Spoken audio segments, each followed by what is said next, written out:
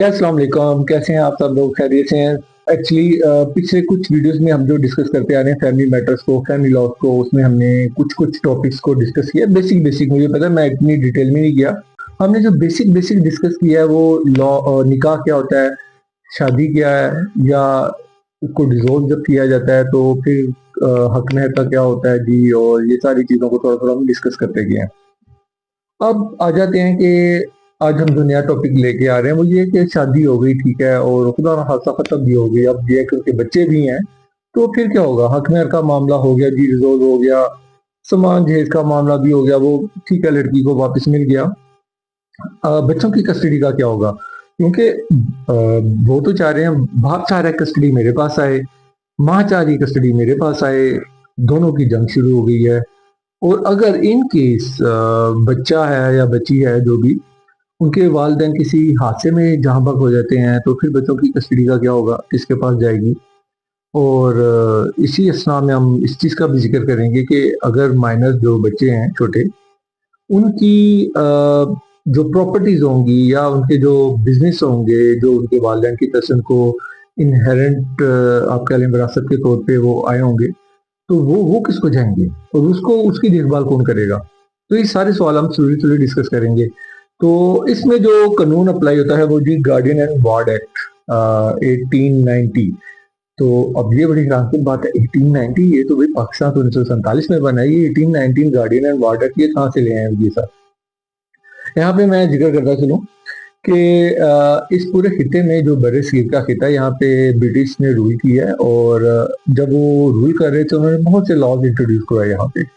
तो guardian ward act भी उन्हीं में से एक है, मगर by the passage of time इसमें अमेंडमेंट्स आई, इसमें बहुत सारी तब्दीलियां होती रही, कानून में चेंजिंग होती रही, और ये अपडेट होता रहा वक्त के साथ साथ।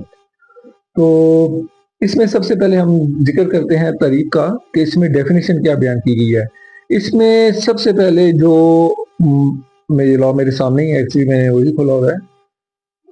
गार्डियन, गार्डियन वो कह रहे हैं कि जो गार्डियन का मतलब है कि guardian means the person having the care of the person of a minor और ऑफ हिज प्रॉपर्टी, और both his person and property. कि गार्डियन वो बंदा है, वो इंसान है जो कि माइनर का मतलब माइनर की कस्टडी जिसको दी जाएगी, दूसरा ये यानी कि उसकी केयर करेगा माइनर का, और दूसरा ये है कि वो उसकी प्रॉपर्टी का भी केयर कर सकता है, उसकी भी गार्डियनशिप उसको दी जा सकती है, या दोनों चीज़ों की गार्डियनशिप एक गार्डियन को दी जा सकती है केयर करने के हवाले से उसकी।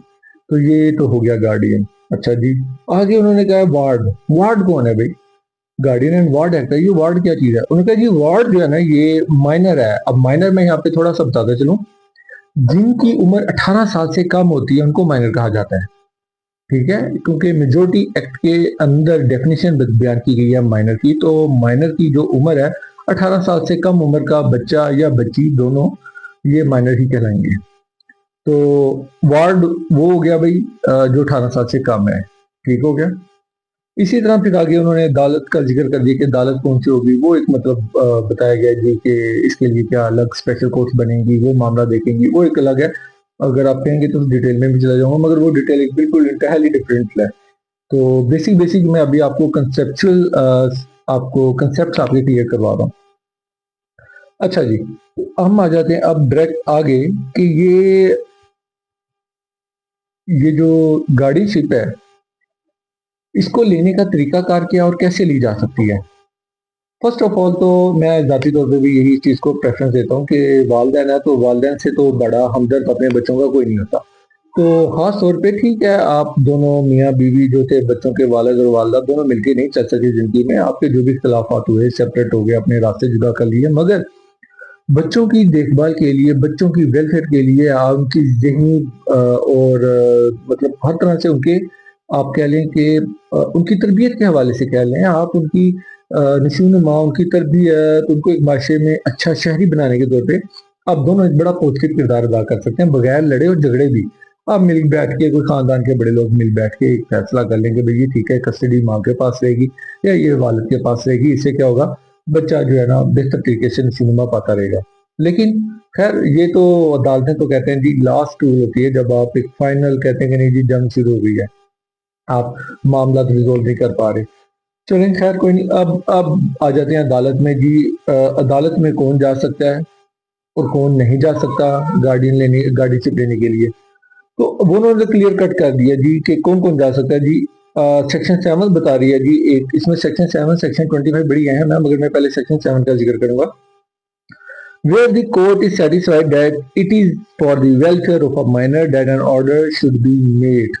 वही बात इसमें यह है कि अगर बच्चा या बच्ची, छोटी बच्ची है, ऑलरेडी औरत के पास है, मिसाल एक दे रहा हूँ मैं, मिसाल के तौर पर अगर एक औरत के पास उसकी एक बेटी है, छोटी बेटी है, माइनर है, और वो अदालत में चली जाती है, सेक्शन 7 के तहत दरख्वास्त फाइल कर देती है कि जनाब इसकी कस्टडी मुझे दे दी जाए ऑफिशियली, और अदालत के हुक्म के मुताबिक दे दी जाए। अदालत का हुक्म हो जाए, मतलब मेरे कहने का मतलब सॉरी है कि अदालत हुक्म कर दे कि कस्टडी मेरे पास रहेगी।